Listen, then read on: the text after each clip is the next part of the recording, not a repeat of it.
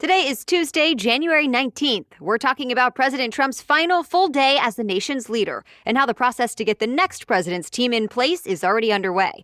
Also, how the country will come together tonight to remember the lives lost to COVID-19 and what you can do to take part. Plus, which travel companies have new rules ahead of tomorrow's Inauguration Day?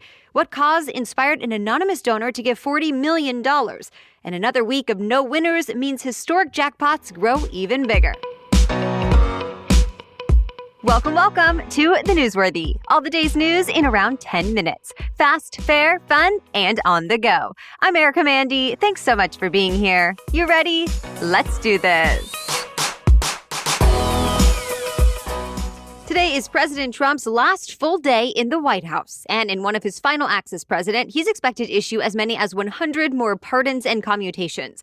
Presidents are allowed to give pardons to those charged with federal crimes, and it frees them from facing any more punishment. This time around, unnamed administration officials told news outlets like Reuters, Axios, and more, this round of pardons will include some big names, some low-level drug offenders, and some more people who have close ties to the president. We'll likely know more later today about his final decisions and actions as president. Then his presidency officially ends at noon tomorrow, but the Wall Street Journal reports he plans to leave the White House in the morning. He and the First Lady will not be going to the inauguration ceremony for President-elect Biden. In fact, First Lady Melania Trump released her farewell message to the nation. In a nearly 7-minute video, she thanked military service members, law enforcement, and caregivers. The First Lady says all of them have inspired her since she entered the White House in 2017. And she also called on Americans to find unity in division, saying, quote, "Always choose love over hatred, peace over violence, and others before yourself." A senior administration official told the Washington Post President Trump also recorded a farewell address at the White House, and it'll likely be released today. President-elect Joe Biden and Vice President-elect Kamala Harris are kicking off some inaugural events one day early, including a nationwide moment of unity meant to honor those who have died from COVID-19. Tonight at 5:30 Eastern, the Inaugural Committee is hosting a ceremony at the Lincoln Memorial in Washington, D.C. Biden and Harris will be there as 400 lights are turned on all around the reflecting pool. Each one is meant to represent about 1,000 Americans who have died from the virus. At the same time, cities and towns all around the country are invited to light up their buildings as well and ring church bells. Already, we know some major landmarks will be taking part, like the Empire State Building in New York City and the Space Needle in Seattle. And the rest of us are encouraged to join in too by lighting candles and placing them in our windows. Then later tonight, Harris is speaking at a virtual event meant to celebrate the nation's diversity. It's called We Are One. The Inaugural Committee says it will honor acts of resilience, heroism, and more from Black, Latino, Asian American, and Pacific Islander communities. That kicks off at 8 tonight on social media and certain channels like NBC's streaming service, Peacock. Also, on the day before President-elect Biden takes over as the nation's leader, the work is beginning to get his team officially in place. Today, Senate committees will start confirmation hearings for some of Biden's top cabinet members. Kicking things off, nominees who could end up leading the state, defense, treasury, and homeland security departments. That includes Janet Yellen, who, if confirmed, will be the first woman to serve as Treasury Secretary in the department's more than 230-year history, as well as Alejandro Mayorkas, who could be the first Latino DHS Secretary, and retired General Lloyd Austin, who could be the first Black defense secretary. By the way, all those nominees still face a Republican majority Senate for now. The 2 new Democrats elected in Georgia have not been sworn in yet. Reports say that's likely to happen tomorrow, but it could also be Friday at the latest. The FBI has started zeroing in on possible key figures behind the breach of the U.S. Capitol. So far, the Justice Department charged more than 125 people from all over the country on charges related to the riot. Most of them are individuals not accused of leading the charge, but now the FBI is putting extra attention on more prepared, organized extremist groups. For example, they charged suspected members of the 3 Percenters. The New York Times says that's a militia group that came out of an extremist wing of the gun rights movement. They also charged people with ties to the so-called Oath Keepers. That one is described as a far-right militia group founded by law enforcement and military veterans. Both groups promote the idea that the government is plotting to take away the rights of American citizens and it must be stopped. So far, people connected to those groups face charges like assaulting a federal officer, damaging federal property, and unlawful entry. But expect more arrests and more charges filed as investigators learn more. Today, the death toll from the coronavirus is expected to hit 400,000 in the U.S. alone. It's a grim milestone that seemed unimaginable at the start of the COVID-19 pandemic a year ago. You may remember the White House coronavirus coordinator warned back in April that as many as 240,000 Americans could die of the virus. And at the time, President Trump described that estimated death toll as sobering. Well, sadly, even as we hit 400,000 American deaths, the numbers are still rising as fast as ever. The AP reports the 7-day rolling average of daily deaths is rising in 30 states and Washington, D.C.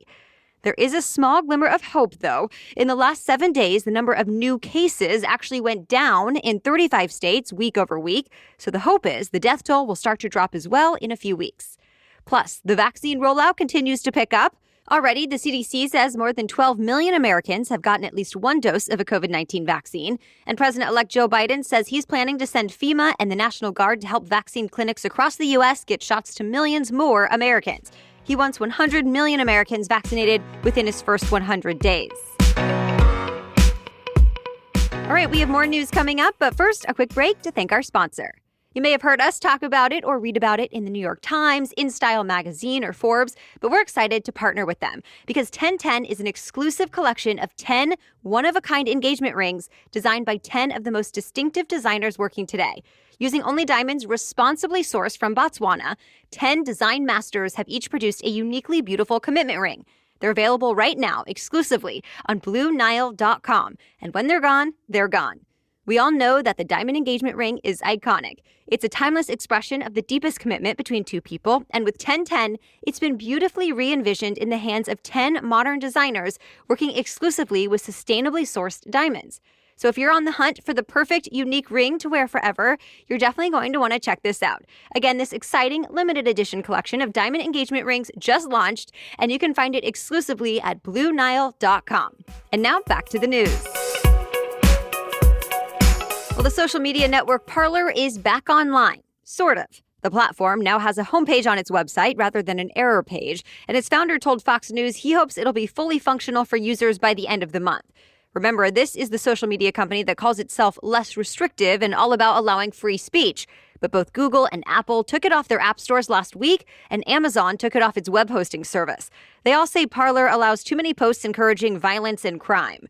Parler has since responded with a lawsuit. But in the meantime, it's scrambling to get back up and running. The company's founder says he'll be posting updates to Parler's website, and the company is making significant progress. More travel companies are tightening security ahead of tomorrow's inauguration. For example, Expedia says it will not allow anyone to book travel who has been arrested for storming the U.S. Capitol. Plus, it'll be cross-referencing bookings against extremist watch lists. Anyone on those lists will not be able to make reservations through its site. The travel company is zeroing in on reservations in and around Washington, D.C., as well as state capitals. And this applies not just to hotel and airfare bookings, but also reservations made through Vrbo, previously known as VRBO. Yep, Expedia owns Vrbo, so it's cracking down on vacation rentals as well. The new beefed-up measures are in place through this weekend. Other big tech companies have concerns as well. For example, Facebook is no longer letting users create new events near Washington, D.C. and state capitals today or tomorrow. It also says it's doing another review of existing inauguration-related events to make sure they don't break the rules. An anonymous donor is spending millions of dollars to build up a new generation of civil rights lawyers. The mystery person reportedly gave $40 million to the NAACP's Legal Defense Fund, and the organization says it'll be using the money to start a scholarship program. It will send 50 students from across the country to law school. The program will offer free tuition and room and board. Then, in return, the scholarship recipients have to commit to 8 years of racial justice work after graduating. NPR says ultimately, their work could focus on addressing issues in the criminal justice system, housing and educational disparities, voting rights, and more. The new program is called the Marshall Motley Scholars Program, and people can apply now. 2 national lottery games have made history yet again, with hundreds of millions of dollars up for grabs. No one won the latest jackpot again, so the Mega Millions grand prize is now worth $850 million. That's the 3rd largest jackpot in lottery history, and the new numbers will be drawn tonight. The Powerball jackpot grew to $730 million, making it the 6th largest in history. Its next drawing is tomorrow.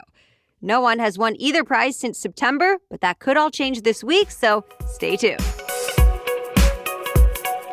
But now nominations are in for the upcoming Critics' Choice Awards, and this year, 2 Netflix dramas, The Crown and Ozark, are the top contenders. They've each landed 6 nominations, including Best Drama and a slew of acting awards. As Variety reports, Netflix rounded up 26 nominations in total, the most of any platform or studio. In second place is HBO, which is up for 22 nods. That said, other notable Critics' Choice nominees this year include Schitt's Creek, as well as HBO's Lovecraft Country and FX's Mrs. America. The awards show is set for Sunday, March 7th on the CW. And that's it for the main news today, but now it's time for Trivia Tuesday, when we ask a different trivia question every week. But first, thanks to our sponsor, MunkPack. You're not alone if you feel healthy snacks can have a bad reputation because, well, a lot of them don't taste very good. But MunkPack has found a way to make snacks that taste amazing and have close to no sugar. MunkPack Keto Nut and Seed Bars contain less than 1 gram of sugar, 2 to 3 grams of net carbs, and they're only 150 calories. They're my go-to for a quick snack. They have this perfect balance of sweet and salty, a crunch from whole nuts and seeds, and yet they still manage to be soft and chewy. And right now, you can get 20% off your first purchase of any MunkPack product by visiting monkpack.com and entering our code newsworthy at checkout. And MunkPack is so confident in their product, it's backed with a 100% satisfaction guarantee. So if you don't like it for any reason, they'll exchange the product or refund your money, whichever you prefer. To get started, just go to monkpack.com. That's monkpack.com and select any product, then enter the code newsworthy at checkout to save 20% off your purchase. MunkPack, delicious, nutritious food you can count on. Okay, now back to Trivia Tuesday. And ahead of tomorrow's inauguration, today's trivia question is, what is President-elect Joe Biden's middle name? You can answer this week's question in our quiz posted to Instagram stories, so find and follow us on Instagram at NewsworthyPod to play along. As for last week's trivia question, what is the oldest active volcano on Earth? The answer is Mount Etna. The volcano is on the east coast of Sicily, just south of mainland Italy, and according to the Encyclopedia Britannica, it's been active for about 2.6 million years. To this day, it erupts pretty regularly. Its most recent eruption started in 2013 and continued through last year. Its most violent eruption on record dates back to 1669, which destroyed dozens of villages. By the way, there are about 1,500 potentially active volcanoes on Earth. 169 of them are in the U.S.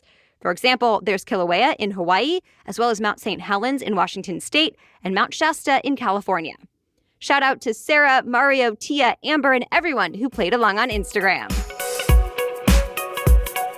All right, thank you so much for listening and making the Newsworthy part of your daily routine. Be sure to hit that subscribe or follow button in your podcast app to get new episodes for free every weekday. We'll be back with more news to know tomorrow. Until then, have a great day.